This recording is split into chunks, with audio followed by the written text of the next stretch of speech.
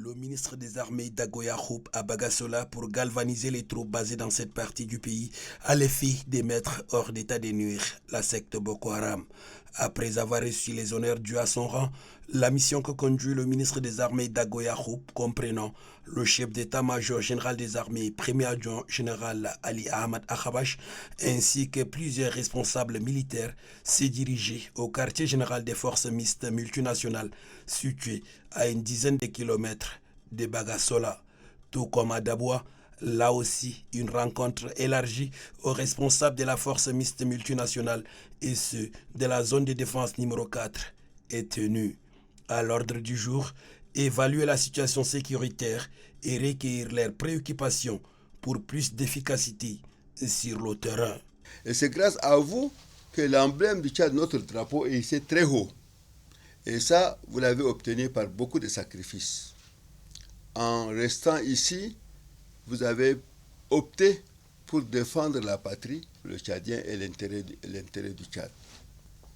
Le général Hama Idriss Déby est acteur, il connaît ce que c'est l'armée. Il a vécu vos situations. Donc vous avez quelqu'un qui peut vous comprendre. Je voudrais aussi vous remercier. C'est grâce à votre présence, le référendum s'est bien passé. Vous avez joué un rôle. Si vous n'avez pas joué un rôle, on ne peut pas le faire.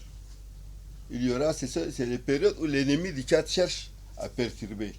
Mais vous avez maintenu la sécurité dans votre zone. Les responsables militaires basés dans cette zone ainsi que le gouverneur de la province du Lac ont salué cette descente du ministre.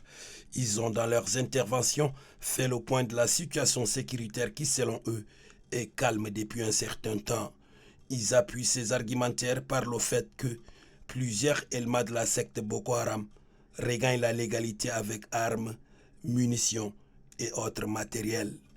Tout de même, ils sollicitent des moyens conséquents pour accomplir convenablement leur mission.